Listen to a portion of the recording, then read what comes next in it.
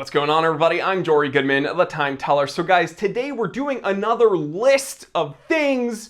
That's typically what you do with lists. You make lists of various things. I don't know what you do in your own time, okay? But around here we make lists! And those lists are comprised of various things. Gato, I don't want that to be the intro of this episode. But all jokes aside, okay, a couple weeks ago, we made a list of things that I think should just be left in the past. I do this every year, trends that I don't want to see in the new year. We complained about modern Rolexes and how they're probably going to be way too big and they're probably just going to disappoint us again like they do every year. We complained about limited edition watches using very non-limited components like Seiko's NH35 movements. Just a whole bunch of trends that, again, should just not be allowed in 2022. But today we're going to be a little bit more positive, a little bit more hopeful. We're going to look longingly to the future, all right? And we're going to make a list of things that I do want to see this year. Some things that I'm excited about.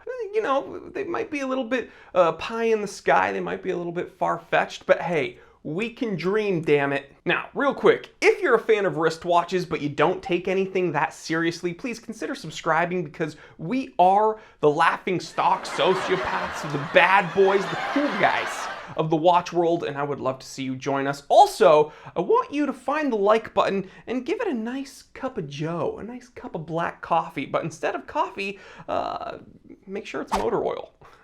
That'd be so funny. You actually might. Could probably kill it by doing that.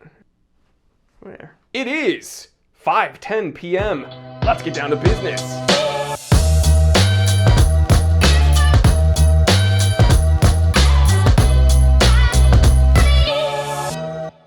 All right, the first thing I want to see in 2022 are dress watches with more reasonable dimensions. Now, I understand that gone are the days of 31mm men's dress watches, but I'm not even talking about that. Just, come on, like, do we need lug-to-lugs that are almost 50mm for a dress watch? Like, we don't need that. Now, I tried to concede a little bit when the Presages came out, and I was like, hey, you know what?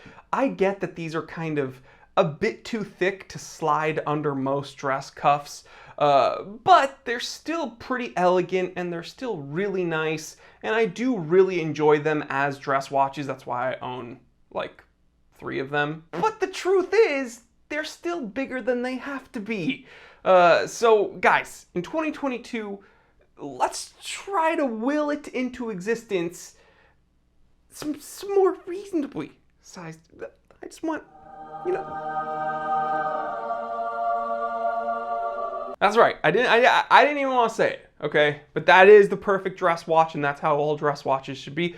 The Cartier tank. There. More Cartiers in 2022. Let's make it happen. And piggybacking off of that first complaint, I mean, it wasn't really supposed to be an episode filled with complaints, but I'm already kind of complaining. I want to see more dress watches coming from brands like Oris and Zinin. Now, here's the thing. Oris and Zinin have made gorgeous dress watches in the recent past. You know, Oris with their Atelier series and Zinin. Look at this gorgeous watchmaking prowess that they have. They could make really, really elegant watches, but the truth is they know where their bread is buttered, and nowadays these two watchmakers are known for being more utilitarian, rough and tumble tool watchmakers. Oris with their Big Crown Pro Pilot series, and Zinin with, you know, I mean, where do we begin? The UTCs, the various tegimented divers, the 3006 watches. Zinin is the German tool watchmaker, like, period. But still, we know they're capable of making more elegant watches.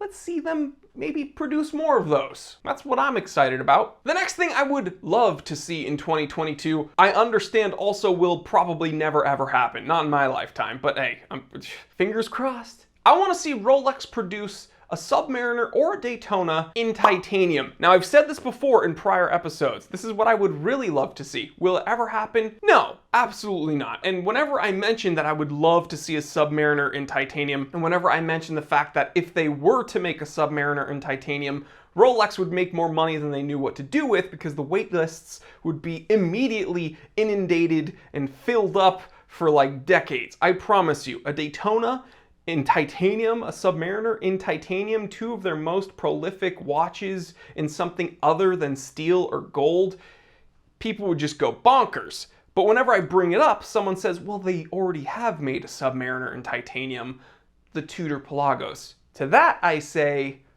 you. The Pelagos is not a Submariner, and then also I have something to say about the Pelagos. Okay, so just you wait.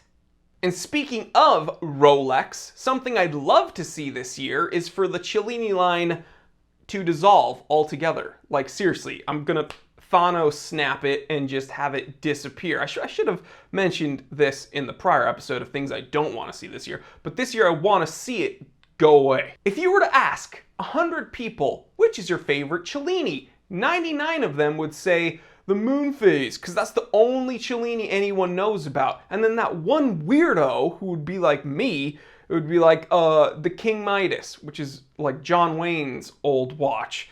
But when it comes to modern watchmaking, the only Cellini anyone's ever heard of is that stupid moon phase. So if that's the only cool one, Cellini, go away. All right, dissolve. Rolex, save all those materials that you had laying around for these stupid Cellini watches and use them to help yourself meet the demand for your products. Because apparently, remember 3 months ago, they broke their silence and they said, oh, the product shortages, we have nothing to do with that. Okay, the ADs are the ones that do all the allocations. We're just producing the watches, guys. It's not, we're just passing the buck here. We're taking zero responsibility whatsoever, even though we know that some of our ADs have been caught selling our watches for a premium on the gray market, but we have nothing to do with any of that, and we also have nothing to do with allocations. We just make the watches, they sell the watches. We're cleaning our hands of any of this, so don't look at us! I made a whole episode complaining about that. If you're interested, click up here and watch it. Now, in a very, very recent episode, like I think from a week ago, I mentioned that I would love to see Hamilton produce a field watch with a threaded crown,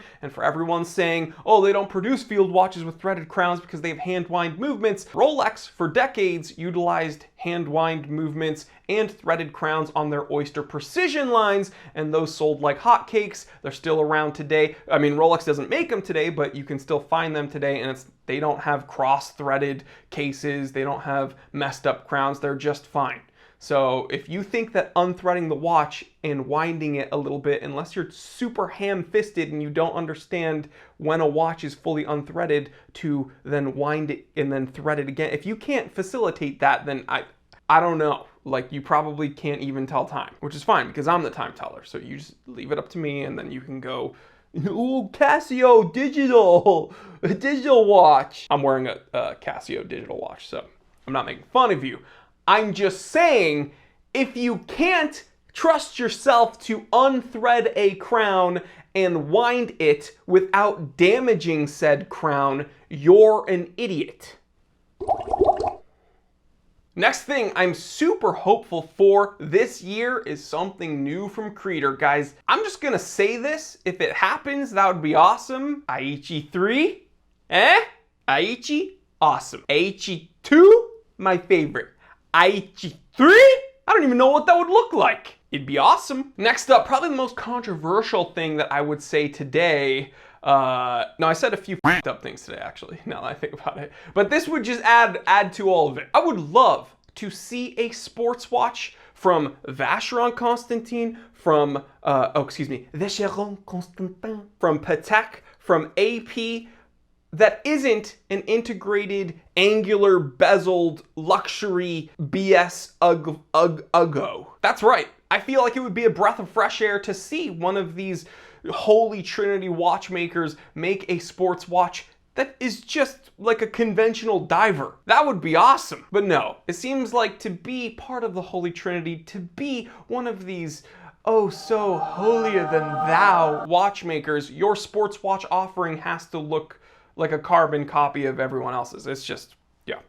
So I would love to see them make a sports watch that doesn't look like the other sports watches. No integrated no. I almost said integrated bezels, but I meant no integrated bracelets, no angular bezels. Thank you. Welcome to my TED Talk. Okay, here's something I would be incredibly excited about, and Honestly, with the way things are going, I feel like we have a better chance at seeing Rolex make a Daytona and a Submariner in titanium. This next thing I feel like will never happen, but I would love to see Seiko, and I'm looking down because I have notes here in my hand. I would love to see Seiko produce a legit diver, okay, not a dive style watch, a legit dive watch, threaded crown, at least 200-meter water resistance rating, ISO rated case, nice finishing, good specs, maybe a little bit of a misaligned dial. Hey, it's still Seiko, but I would like to see them do all of this non-limited edition for less than $500. I know. What is this? 2015? Look at this guy. I'm talking about me. Look at me. I'm an idiot. I'm sorry. I know. People, this is like a relationship that I just can't get over. It's like a breakup that I just keep like picking at the wound. Everyone's telling me just get over it, all right? She's not coming back. Why? Seiko! I can hear my cat running to the... For those of you who don't know, I have a cat named Seiko, and I just heard her slam into the door. I don't know if you heard that. I yelled, "Why, Seiko?" And she, wow, that's comedy, people. Live television, am I right? I just miss the days that Seiko was the true entry-level spec monster. I understand, it will never happen ever again. I should move on, but I can't. All right, so remember earlier when I said I have something for you Pelagos lovers? I am a Pelagos lover. I think the Tudor Pelagos is one of the best watches that they make. I think it is a disservice for them not to really give us anything new when it comes to the Pelagos, because they've made about 1 trillion different black bays. And then when they said they gave us a new Pelagos, it was actually just a Pelagos with fixed spring bars. So they made a worse Pelagos. What I really want is a Pelagos with a GMT complication. They've given us a crappy one with the black bay, put one in the Pelagos. That's what we want. If you did it, you would sell a bajillion of them, let's just be honest. I've wanted this for the past 2 years. I've not predicted it, I've requested it. But Tudor and I probably aren't on very good terms because I've made roughly like 10 times 10 episodes complaining about Tudor. We have like over 700 episodes, at least 100 of them are me complaining about something that Tudor has done. Talk about beating a dead horse, am I right?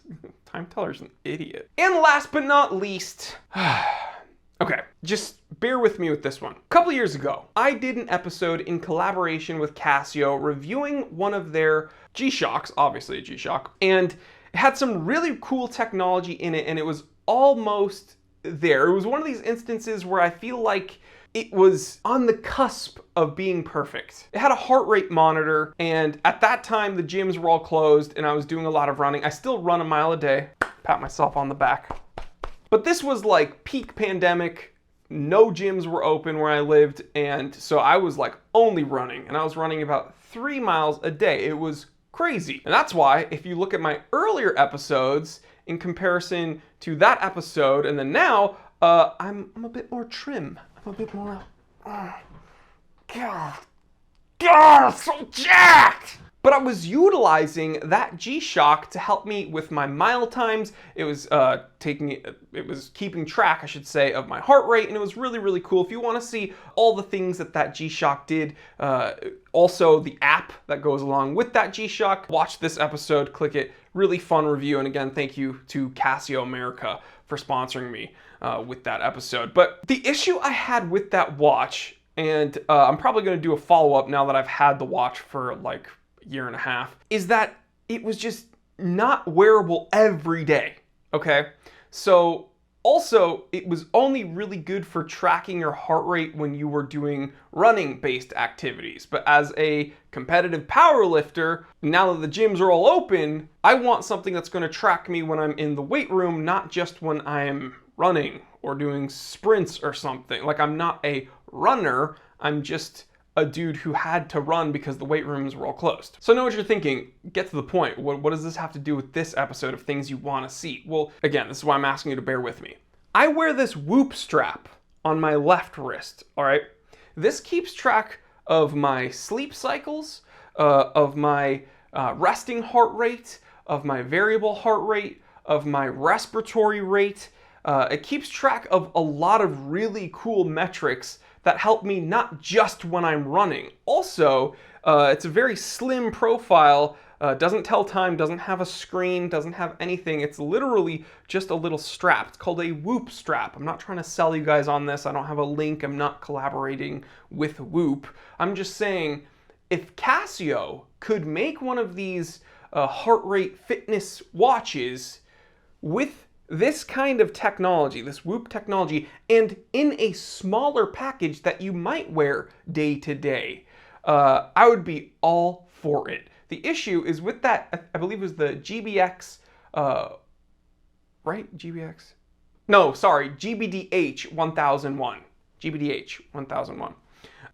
The watch that I reviewed, it's just too big and too bulky. It's not even something that I would want to wear in the weight room because it is so hefty.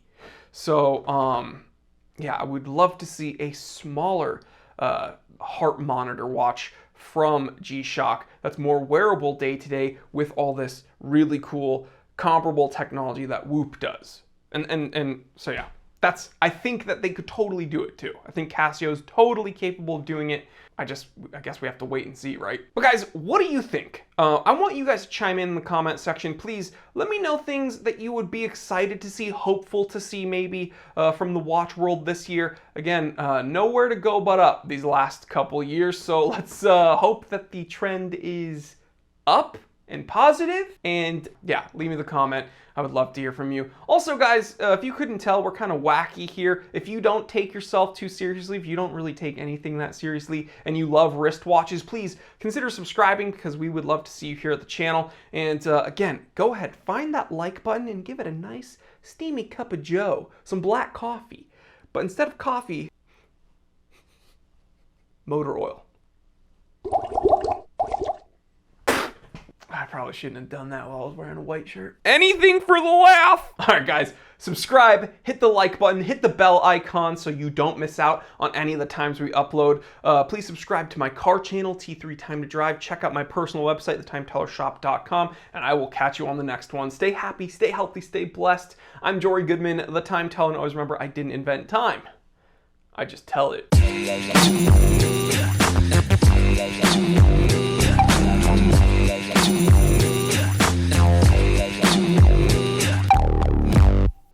A little dabble do ya.